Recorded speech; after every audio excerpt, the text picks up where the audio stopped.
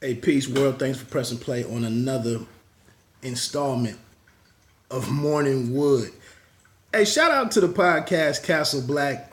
If you had a podcast app, you could search just Castle Black and you can find it. You could probably Google it and find it. But it's an offshoot of the For All Nerds podcast, and it's a panel. It's a panel-driven show that recaps. That's recapped Game of Thrones from the beginning. And they said they're going to continue on doing something with the podcast now that it's established and whatnot. But that's Castle Black.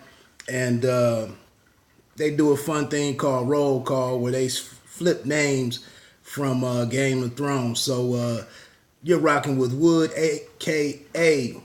Sir Davos Pimp Seaworth of G-Bottom. I think I finally get... Somebody probably said that one already, but that's what I'm going with. Sir Davos Pimp Seaworth from Flea Bottom.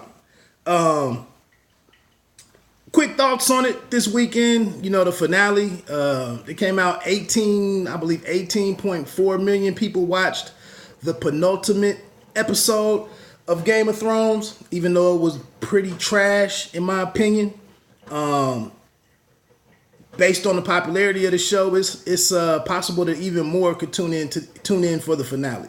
So that's pretty slick to see, something be that much of a cultural phenomenon.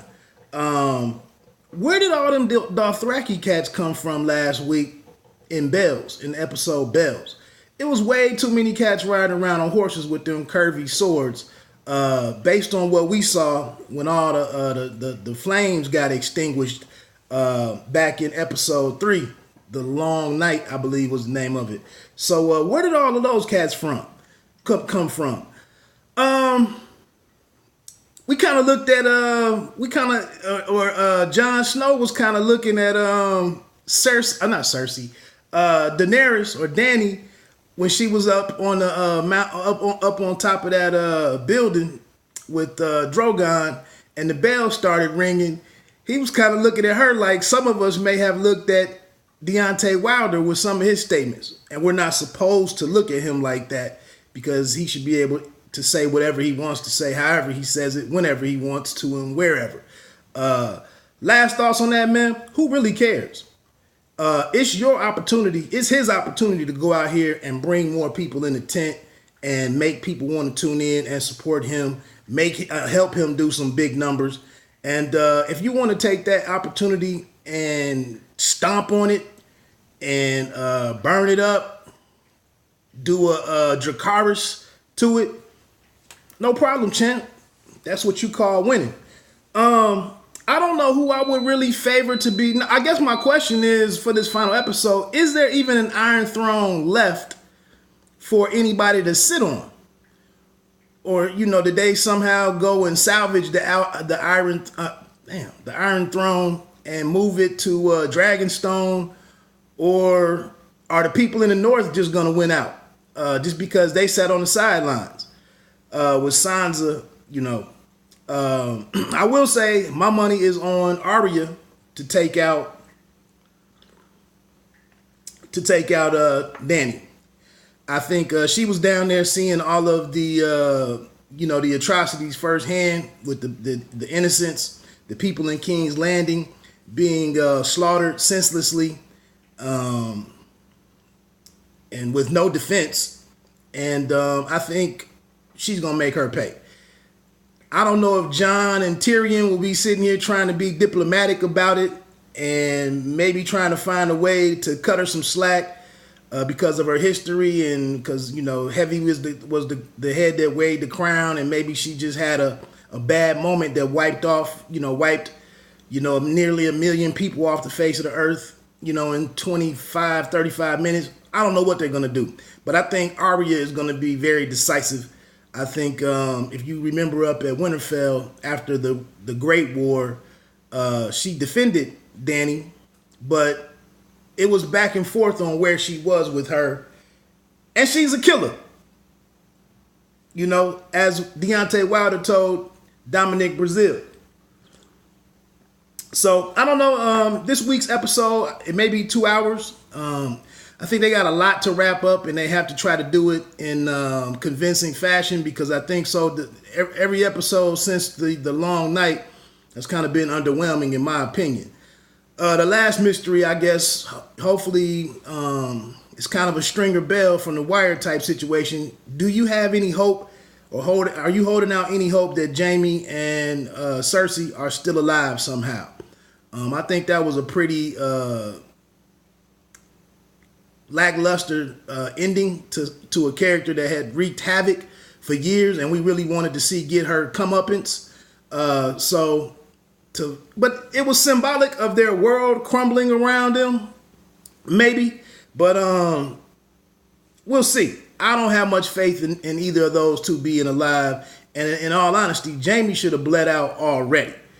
The man was skewered by Euron. But shout out to Golden State Warriors, man, and the return of the 15-16 Steph Curry gets the win last night. They go up 2-0.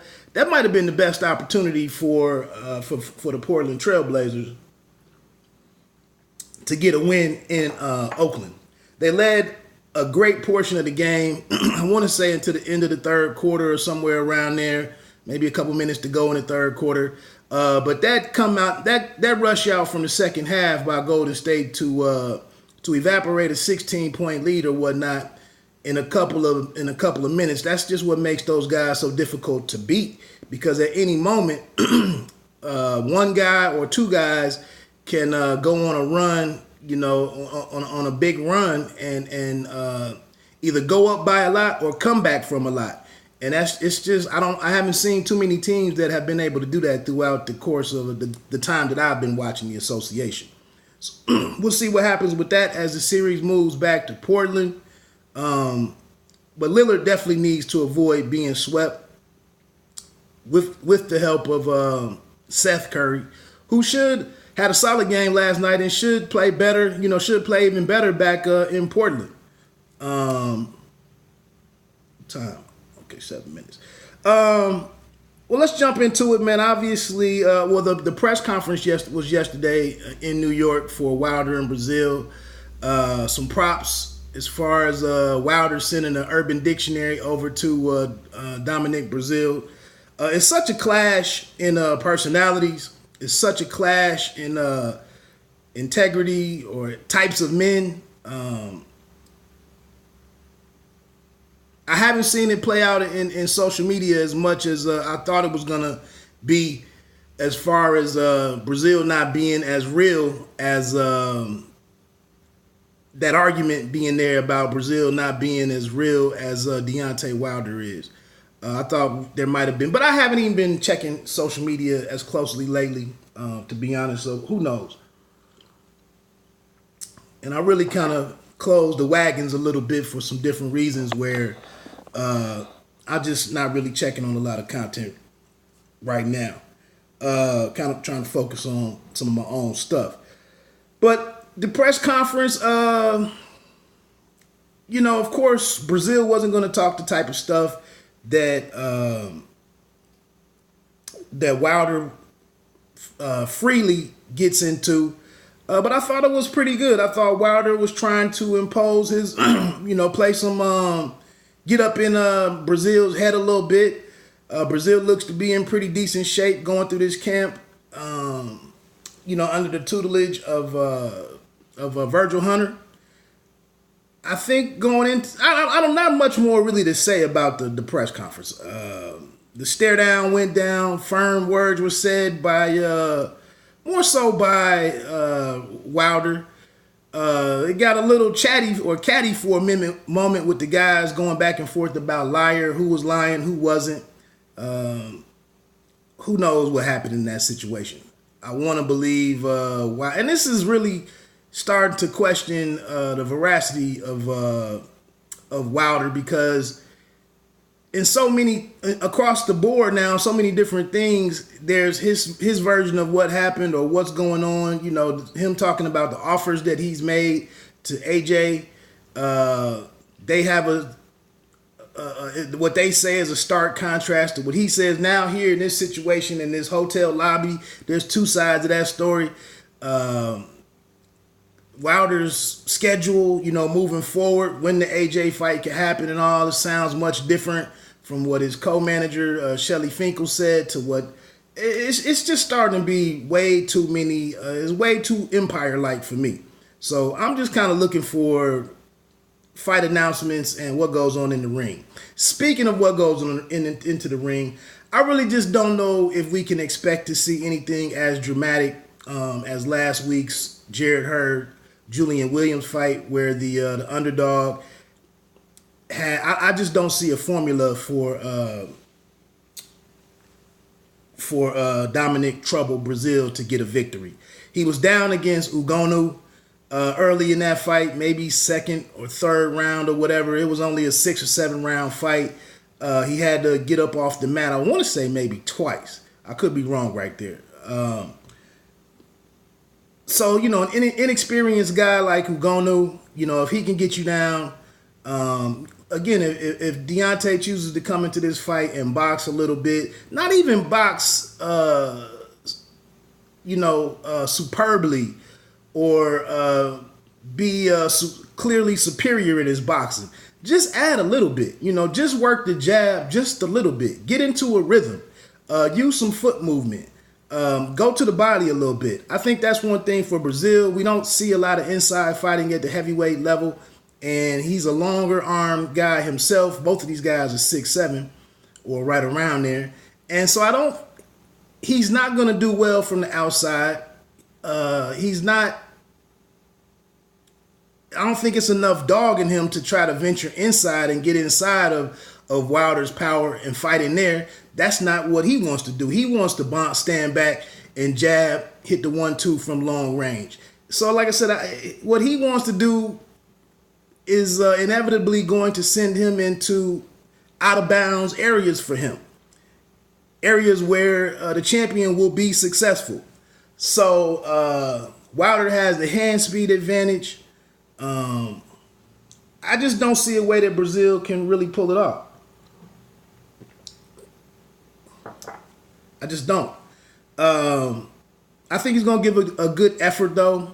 If he can get off to a good start, maybe if he can get to Wilder's body, maybe if he can inflict a little bit of damage, then maybe he can do something in the middle of the fight, late, 7th to 9th round. Maybe he can do something around there.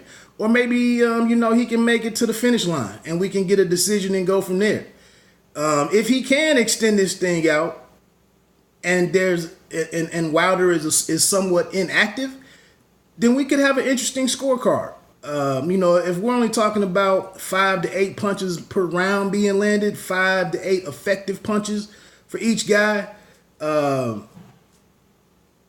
that's kind of what the situation we were in with Fury and Wilder. It's a small amount of activity to judge from. And it becomes a matter, are 2 to 3 jabs worth 1 power shot? Is 2 jabs and a good power punch, does that carry the round? Is it a matter of who landed the best power punch? So I think that might be his best strategy, is to find it. But he's not a great mover. He's not going to be bouncing around on his toes. He's not a guy that can move around enough to make it difficult for Deontay to set his feet and get his power off. That's just not his game. So if he can somehow make it messy, make the fight messy, and last, 8 to 9, 10 rounds, and somehow be there, going down the stretch, it could be interesting. But I just don't see it.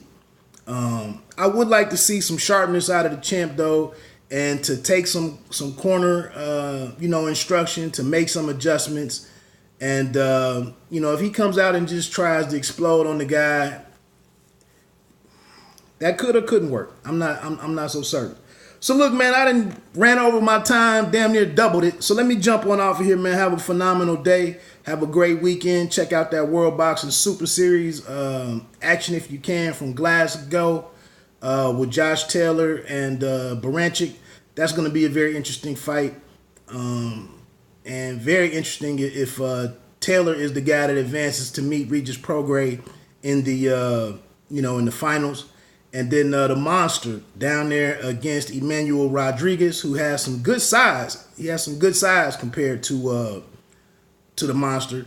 And I guess Rodriguez, his coach, I saw he pushed. It was a light push or a chest push of Inoue's father. So we'll see how that goes. Look, man, please subscribe to the channel. Hit the like button if you if you can. That helps in a number of ways. And like I said, man, you don't have to be great to start, but you have to start to be great.